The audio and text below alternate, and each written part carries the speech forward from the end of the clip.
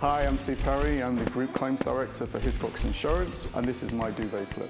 For those who want to do more but don't know what more is, how do you find it? I've always been quite ambitious and restless, but actually inside sometimes I'm almost like the Incredible Hulk. So I want to move forward all the time. How do you be a good team player? We all need to fill one bucket and drive forward with that and all contribute towards this bucket. You're steering Steve. Thank you for that. What's your duvet flip? What gets you out of bed in the morning to flip the duvet? Really good question. Hi, I'm Steve Parry. I'm the Group Claims Director for Hiscox Insurance. How am I feeling about sitting down with Jack? A little bit anxious, actually. I'm really excited, though. I think it's going to be a really rich conversation. I think it's fresh, it's different, it's challenging, and I like being challenged, and I like having the opportunity to have honest conversations about things. If there's one thing I'd want the audience to take away from today is insurance is actually incredibly exciting. It makes a real difference. It keeps the industry around the world flowing, and it's really dynamic. And I think as we go forward into the future, it has a massive part to play. It's an exciting journey. Hi Jack, are you ready for me? So how are we, Steve? Welcome to my duvet flip. Thank you. Thanks for inviting me. I'm looking forward to it. I'm so excited to have you on to hear about the future of insurance, your career, and all the lessons in between. But I want to start here. First job, where did it all start for you? Where did it all start for me? So, originally from Manchester, I left school, and I'm from a background of builders, so lots of building going on. All my family worked for my dad, apart from me. And I knew I didn't want to do that. It just wasn't my bag. But I actually generally really like helping people. I like building, I like doing things, I like kind of always progressing and doing things for people. So I looked at different industries, and I didn't almost fall into insurance, but I actually actively chose to go into insurance, and I actively chose to go into the claims route, which isn't a normal route. Most people go for underwriting, thinking, oh, the money's in underwriting. But actually, I genuinely really love working in claims. I remember I was 16, left school, and went to this company, and there's a row of desks, literally 10, 15 desks, and this guy said to me, your job over the next 10 years, my boy, is to move forward on the desk. And I was thinking, oh my God, I'm never going to be able to do this. This is not what I want to do. And what happens if you move forward on the desk? Well, then you get more seniority. Oh, got ya. So you get more empowerment, and then you get bigger, more juicy things to get involved in. So I had this, at the moment I've got, obviously I deal with global issues, so I have a large authority. But I think they gave me, I think it's about £250. They went, we don't trust you with any more than £250, but crack on with these claims. So I kind of learned as I went along and did all these different jobs. Was that the best thing for you? Like going in, giving it a go, here's your 250 quid, we don't trust you with any more. And then in your mind, was you thinking, you know what, I'm going to get them to trust me with more? You're right. So it's almost like a challenge. I was like thinking of hurdles. I thought it was like in some kind of steeplechase. Not that I'm built for steeplechases, but I thought, right, I'm now going to try and leapfrog that desk and get to that desk. So when I left after about 3 or 4 years, I kind of got to the number 3, number 4 desk. I'd done quite well. But then I realised if I was ever going to really do something different, the Manchester area was great where I worked in, but it was all very localised Manchester. I wanted to get me involved in more global things, more international things, and I wanted a bigger scale. Hence why I moved down to London. You mentioned that everyone in your family kind of went and worked as builders and followed your dad. I can see you've got your dad's builder banner and your wind-upness, which is great. I love it. But why did you decide to say, no, I'm not going to do it, and I'm going to go into... So I am shockingly bad at building things. So we built our own house 7 or 8 years ago. It was the most traumatic experience for me in my life. I was just appallingly bad at doing it. I can't kind of get the configuration between a wire and a plug and a pipe. And my dad used to just look at me going, even now, I will call my dad and ask for drilling lessons. So it's the only time my dad FaceTimes is when I'm asking him for something. He said, Dad, I'm going to drill into a tile. How do I do it? Cool. So I had this father and son moment when we do that. So that's your moment. That's my moment. Real moment. The drill moment. So, yeah, it's true actually. But I don't know. I think I always wanted to do more than what he had to offer. Not that I'm disrespectful to what my dad did. My dad did really well, and my brother works there, and my whole family. But I just wanted more. I didn't want to just do what my dad did. I wanted to do something different. Maybe I rebelled a little bit. I'm a Manchester United fan. My dad's a Man City fan. I always through life kind of do something slightly differently. I got you. So there's nothing wrong with that. No, absolutely. And for those who are like listening in and want to do more, but don't know what more is, how do you find it? More. So I challenge myself, build my own house with my wife and family. That's not a normal thing to do, but we challenged ourselves to do something different. I'm always, actually even not now, I'm not so, but through my career I've always been restless. So going back to what we were talking about a second ago, I wanted to get to the top of through the different steps through the tables. I was going to get there. So I've always been quite ambitious and restless, but you wouldn't know that about me because I'm quite calm and quite easygoing. But actually inside, sometimes I'm just really restless, almost like the Incredible Hulk. I'm thinking, God, shit. So I want to move forward all the time.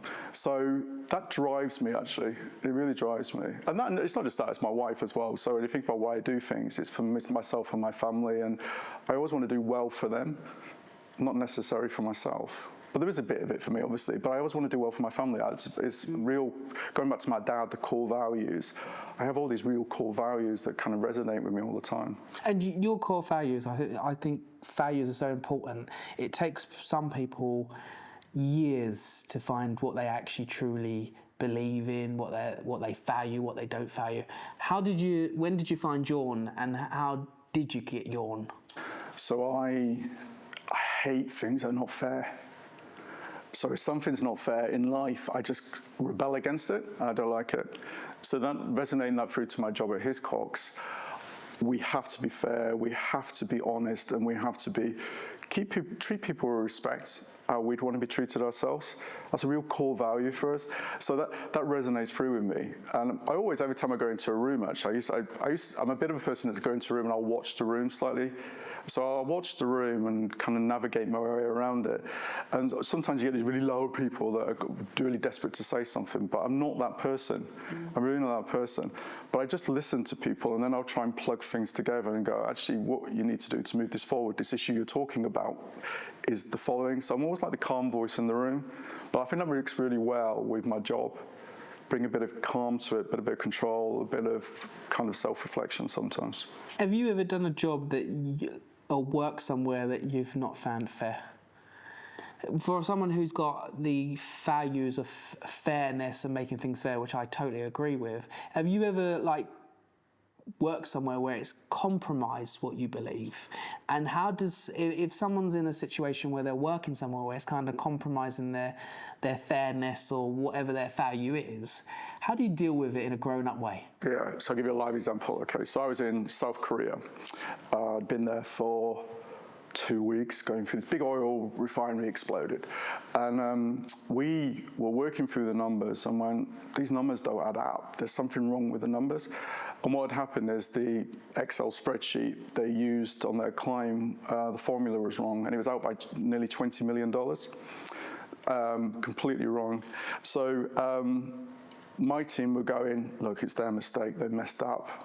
And I was like, I'm not going to do that. It's just not in my fibre. They paid for something which we should respond to. Just because they made a mistake, you can't take advantage of that. So I remember going into the meeting, and the thing I did wrong is I called it out in the meeting with about 20 people on one side of the table, and the whole group just turned and looked to the left. The person at the end was the one that prepared the spreadsheet. And I was thinking, oh, I've embarrassed him. I shouldn't have done that. I kind of learned from that. I'd never do that again. But that fairness and doing the right thing kind of resonated through. That's kind of a practical example. Fair. Yeah, that is fair. And if you were to go back, you'd have probably addressed it with him before he got in the room and gave him some insight, right? But yes. Sometimes you get so... I was a young... bear in mind, I was pushing and pushing. I was probably a little bit of arrogance. I was trying to show that I was really proud of myself for doing the right thing, but then I didn't think it through the consequences of doing that right thing to the people I was talking to. So I smashed into them. So I ended up... We resolved it, but it left a bad taste with the people in the room. So I kind of walked away from that and learned from that. So now I feel like a negotiator, a UN negotiator sometimes. I'll navigate my way around things, use my softer skills to try and calm people and explain an issue. Good or bad, actually. Sometimes it might be the opposite way around. You know, they're over-claiming and it's actually never going to be real, so let's have that conversation. So it works both ways. And in terms of arrogance, when did that kind of nip in the bud? And who gave you that feedback, or was it a reflection? Because we can all have it when you're younger, and I say most of it's down to being naive and not really knowing what's meant to expect. Like I remember my first business that I started.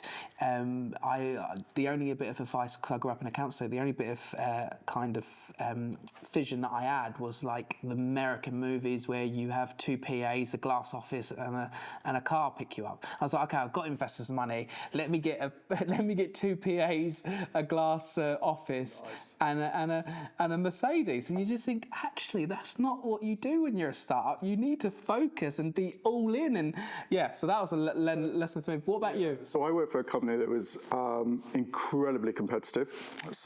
And I was earmarked as one of the people that had potential.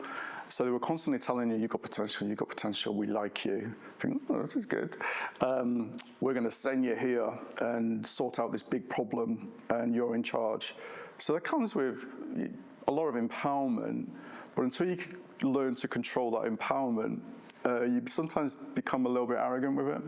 So it took me time, I'll be honest with you. I'm not an arrogant person, but I sometimes, this competition I was in within the organisation I worked, kind of caused that behaviour. It forced people to do things sometimes which, all the right reasons, but they loved the competition. It became more about that than anything else. So I like competition. I love competition in the right framework and in the right controlled way. Especially around the dinner table when Manchester United playing Manchester City, right? Too right. Saying that, we lost at the weekend, so I'm not going to talk about it. Let's move forward then. What makes a good team player in a workplace? Like, from your roles that you've had, it looks like that you've had to deal with a lot of different people and a lot of different stakeholders. How do you be a good team player on the table? So, actually, I'll talk about a meeting I had this morning. So, this morning we're driving a new strategy, which is quite significant across the organisation. And I've chose a team around me, so there's 7 people around me, all because they're slightly different in a good way, not a bad way. So one person it's like the negative Nelly. Oh my God, we're never going to be able to do that. That's not going to happen. And constantly I think, please God, shut up. But actually that's good, because actually they're constantly grounding you, and it stops you kind of running ahead. There's people in the team that are just really good at analytics, really good at driving data decisions, rather than just saying, oh, this is really good, let's do this. And that one's called Andy, right? Andy! So I'm trying to, well, I'm not trying. I now as I've got older, you get a gut feeling, but I like to evidence-base what I'm doing. And it's also good to challenge the people in the room to evidence-base it, rather than just, oh, this is really good, let's charge this way. We kind of have a bit more thought around it. And there's some really people in the room that are just really good at new ideas, fresh ideas. They're constantly thinking about things. So they kind of bring a different perspective to it. And I've brought people in, not just from the UK, from different parts of the world into this group, all different kind of ways of thinking. One person sits in the room and just had his arms crossed the whole time, really angry. But he called me at lunch, we kind of broke halfway through. He said, oh, I'm very concerned about the following 20 things. So that's really good. Just say it in the room, though. Don't say it to me. Just air it in the room. It's like this team is all about trust. You should be able to air what you think. Don't kind of hold back. So it's good to have difference in the room, because that's what makes the ultimate team, right? It's having different people. For instance, you've got negative Nelly, analytical Andy. We'll stop there. But you get these people, and when you bring all those puzzles together, you get a project team going that actually can make a difference, right? Also, yes, you do. But also then it's about controlled empowerment. So I trust you, go forth, this is what you need to do. Let's get another milestone. We're all going to regroup and recalibrate. Just because we're charging that way doesn't mean so that's the right way to charge all the time. Let's stop and pause and think of it. So part of my job, I actually think, is like coaching the team. So negative Nelly, we just bring them out, you know. A data person will just literally, I love data, I'm going to absorb data. Well, actually, no, we actually want data on the following things. You need to stay focused on that. So part of my job is coaching that team to perform and constantly prodding and touching and course correcting as they're going along. I actually enjoy that more than some of the other things I do. You're steering Steve. I'm now steering Steve. Thank you for that. Love it. I love it. Have you ever done a job in your whole insurance experience and thought to yourself, why am I here? Because you seem to someone who loves claims, who just embracing it. But have you ever thought to yourself, have I chose the wrong industry? And why do you keep turning up to insurance and the financial service industry? So when I go back to when I was 16, my first job, where I had my £250 authority, was to photocopy. So we used to have to... 250 photocopy the... No, not £250. So if you have an insurance claim, they had to pull the policy details together and it's all attached. Now technology helps us, which we can talk about. But when I started, it was all paper. So I had to photocopy all these schedules and things like that. So I'm not joking, I used to go to bed with photocopy eye. Do you know, like a flash in your eye? My eyes, I could have been on a sunbed constantly. So I must admit, for the first 6 months thinking, oh my God, is this the right thing for me? But it was all part of learning. Actually, the truth is, eventually I thought, actually, you don't need to copy that, you need to copy that, and that's more interesting, you should include that. So it made me think differently about what I was doing and how it kind of would help the team as you went through it. So that was, from a mundane perspective, that's probably one of the mundane things. I've been in rooms in the US in different meetings where there's so much air in the room, and so by the time everybody's done the introductions and told everybody about how important they are and the titles, and then we're on a coffee break, and then we're into something, you don't get anything done. So bearing in mind, I like progressing things and moving things forward. Go back to football, I like kicking a ball forward. I'm not really good at it, but I like kicking a ball forward. When I'm in a room that's just noise and nobody wants to do anything other than generate noise, that's really frustrating. Sometimes you've got to let the noise blow out, but after a while you've got to stop and get practical. And how do you stop and get practical when you're not always the one you may not always be the one leading that meeting? Because you go into rooms and you're not always like the one that leading that particular meeting on this occasion, but you're like, oh, maybe I could lead this bit better. So, you've got to be careful, you've got to be respectful. Go back to what I was saying before about career. So I've got a softer style, so I always if it's a room like that with lots of air and lots of noise, if I make a point, I'm really crisp about what I say, and it normally will anchor people back into you. So I'll say something or go back to a point that's been said before and make the room stop and re-pause and think about that. If it's a really, really important point.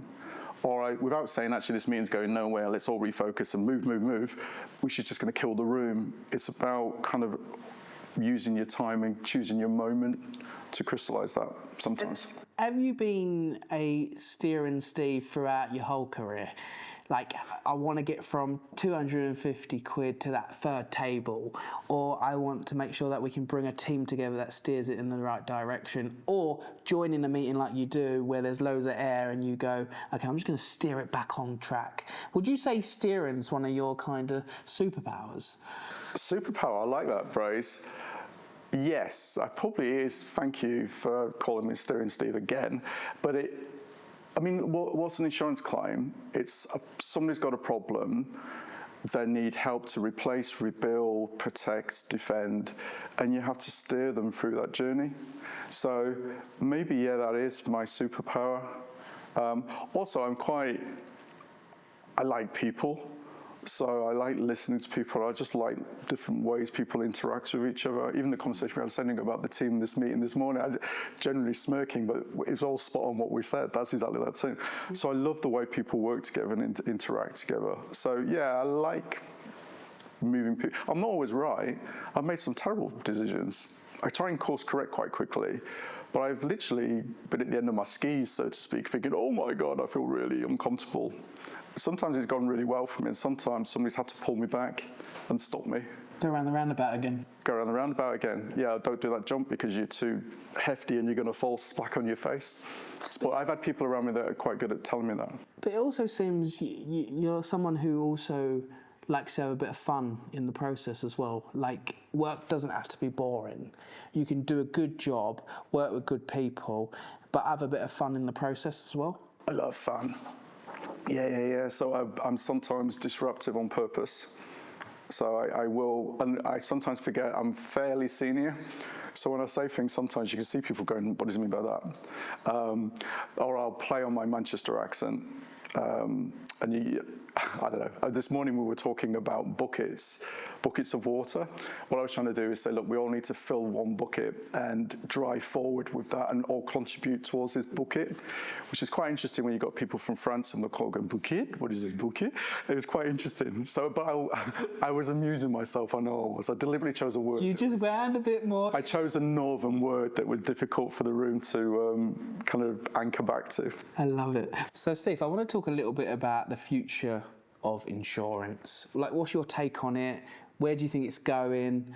What's happening? Blimey, Jack, that's a big question. Very big. Yeah. We've got 20 minutes, though. Oh, that's all right. Look, loads of time. Change, I think, is the first word I'd say. Change. The world is always changing.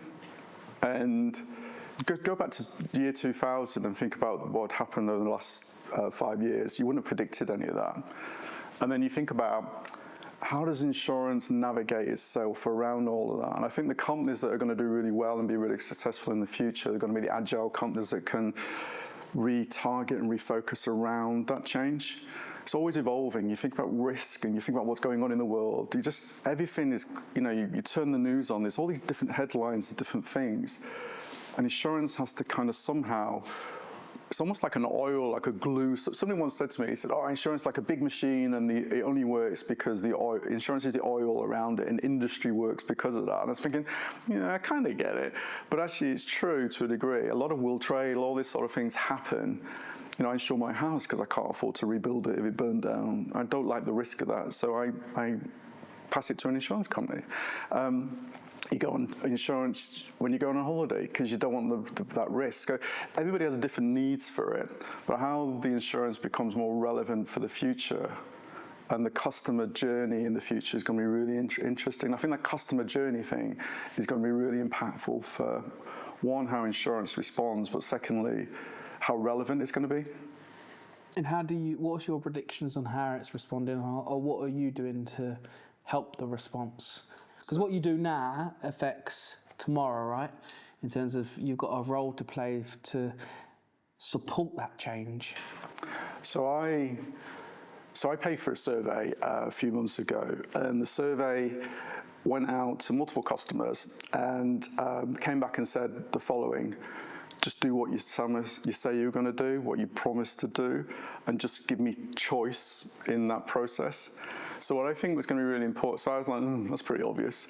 What a waste of money that was. But actually it's not really, because you think, go back to my parents, so my dad's 92 now, and he's still involved in the building firm that he started. And helping you how to drill.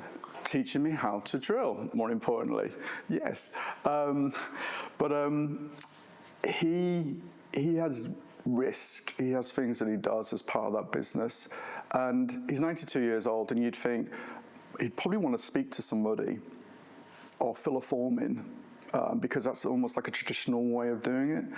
And then go to my son, a 20-year-old son, you'd think, he'd want to go online, he'd want technology, he'd want to be able to just fill a form in and not talk to anybody and just get it all sorted around him.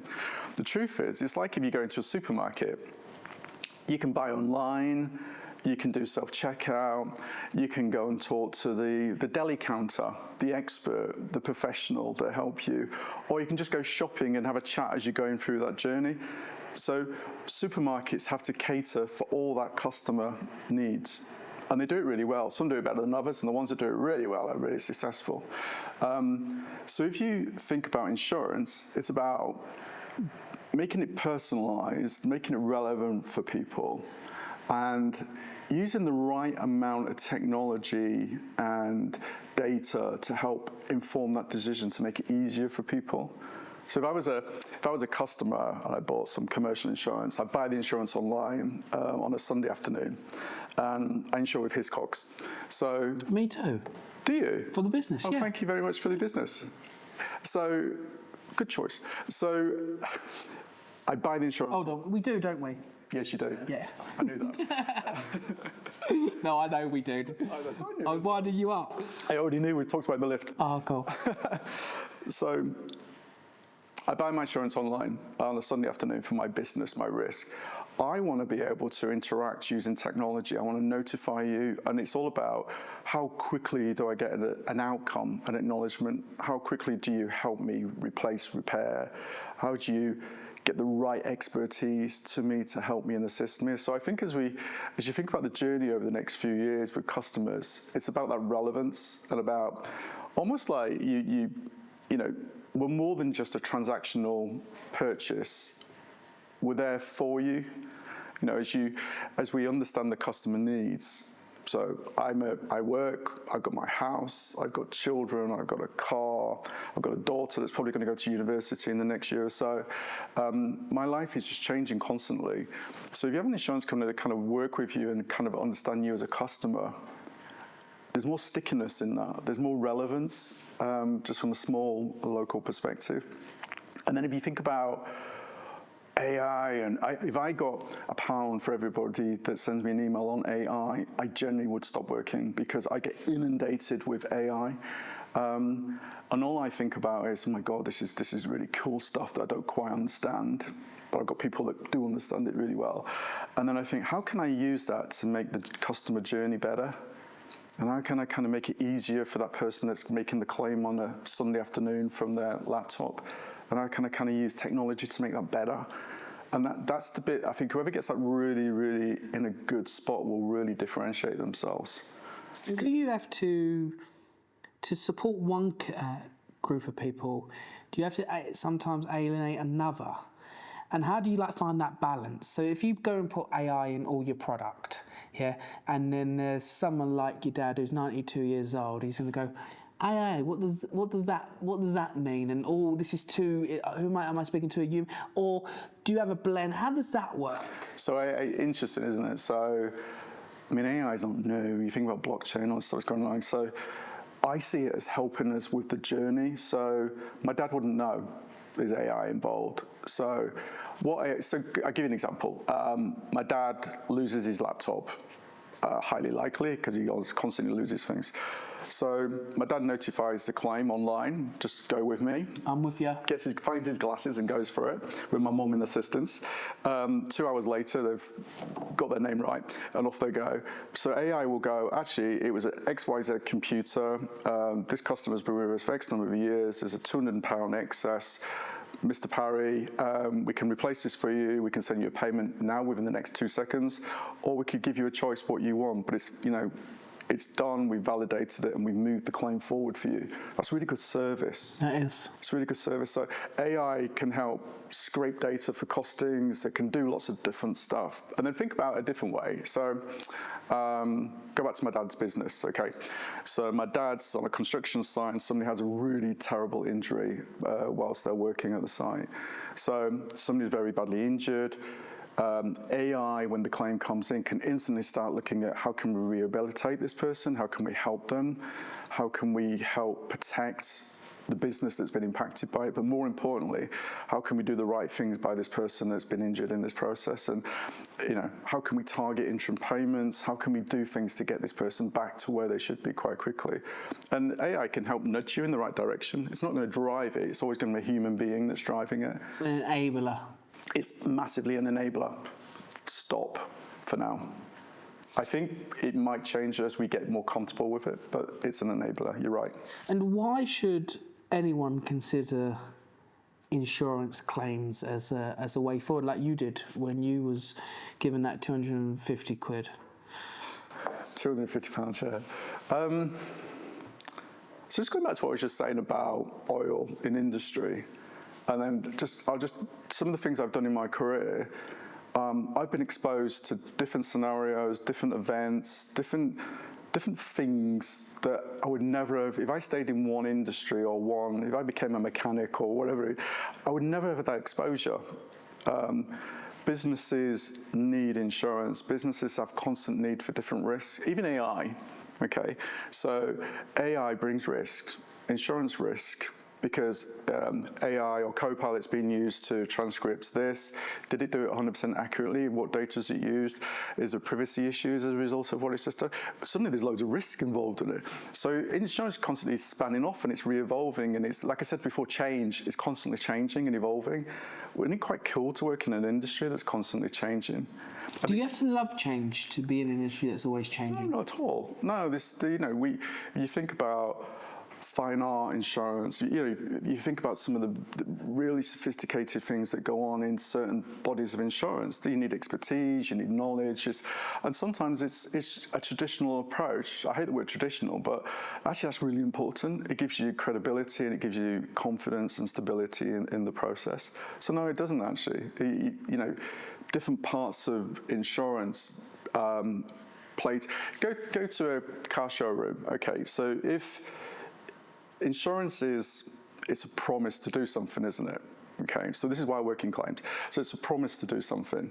So if it's like going to a car showroom and there's no cars there and you just got a load of brochures, you're not going to buy the car, are you? You go, oh, what's this? It's just a brochure. But it comes alive when you have an insurance claim. It just becomes alive. Otherwise, it's transactional. You buy the insurance, 12 months later, your renewal comes along and you go, oh, that was lovely, thank you. What did I gain out of this? That's what I was saying. It's almost like if we track you for life, we can help you in that journey. And if you use your data really well, you can help inform customers. So I actually don't want claims to be reactionary. I want claims to be like the loss mitigation department, risk management department. So what do I mean by that? So we're seeing an issue in the US. It's in Europe, and it might be coming to the UK. Say you're an architect in the US and there's certain litigation or certain issues. We've seen that in our data, seen the same thing happening in France and Germany. So why shouldn't we be talking to our customer base in the UK that are architects and say, did you know this is coming down the hopper? We can help you with this. If you do the following 5 things, or if you think differently about your risk, we can help you. Not necessarily to charge more premium, but just to be there for you. So data is really important. My wife is a serial shopper. Okay, so if she goes to Bicester outlet store or Blue Water or wherever she goes, they literally have a parking bay for her. And if she doesn't turn up, they'll wonder where the heck she is. But they're using the data, her spend patterns, to know, so you can see every quarter they'll be going, oh, we're going to give you free parking, we're going to give you this, you're an important customer to us. They're playing to her, and it makes her feel, oh, this is good, I'm going to go along and I'm going to do it, but I feel valued. All they're doing is using their data. So I want to give her a car parking space. I love a car parking space. So they're using their data different. I want to use claims data in a way that helps customers more than just we've had 10 of these and 5 of those. Actually, we've had 10 of those and 5, and actually there's a pattern here that might help the customer. So let's all learn from it together. I can see your passion in it. Is it? Am I too passionate? Oh, I love it. I love it so much. It's like, it's good to see, because you do see insurance and you do see, claims, and then you just bring it all to life. It's great. I like it. It's real. It's real. Yeah, I remember I was in Thailand, so I'm not a name dropper, I was in Thailand, there was big floods and everything. And it's one of the largest companies in the UK, had a lot of risk in Thailand. And I remember sitting in the room with the CEO of the whole company, CFO, the regional president, all these people. The broker was in the room, all these people, and everybody was staring at me. So I hate that when everybody's staring at me. I get really like, oh gosh. You've had a few of them experiences, haven't you? Yes. Everyone's just staring at you. Everyone's staring at me really awkwardly. But actually what they were after was, Steve, you're going to help us. And how are you going to help us? Because first of all, is the policy going to respond? And when it does respond, what are you going to do? And as soon as I said, look, this is covered, we're here to help you, we're going to do the following 20 things now, you could feel like everybody go, oh. So it's like going back to that promise to do something. Sometimes I think in insurance, people go, please respond, please pay my household claim, or please do what you say you're going to do. There should be no surprise around it. You should actually, this is what we say we're going to do, and we're going to do it, and we're going to hold your hand through the journey. So the insurance companies that get that right are going to be the ones that are going to be really successful in the future. And talking about promises, what's something that you have promised yourself as a professional in the industry? So I love mentoring. So I do. So when I think about some of the people that mentored me and pulled me back from the cliff top when I'm going to get it all terribly wrong, they've been voices of reason. So I actually mentor quite a few people inside Hiscox, which I love doing. There's a couple of people externally as well that I see as real talent in the industry. Don't work for Hiscox, but I just see them as real talent, and I'm really keen on helping them and developing them and exposing them to my network and getting them to grow and do things, even though they don't work for my company. I think it's really good for the industry to have really good, talented people. So I love mentoring people. I love just sitting there and just crossing my arms. And why do you mentor? Like, you love it, but why do you? It feels like your role is so busy, you're in all these different countries, but you still have time for mentoring. And you say you love it, but is that to pave the way? What is it? No, I know love is quite a strong word, but I actually love it. So the bit I love about it is, I remember when I started, somebody came into the room with a blank piece of paper and just sat there ready to take notes. So I said, what is it you want to talk about? I'm not here to lecture you, just what is it you want to talk about? So we did the whole get to know you conversation. I said, okay, what is it you want to specifically focus on? Oh, I've not really thought about that. So go away and come back. Now what you get is people coming into talking to me about, I've got this issue.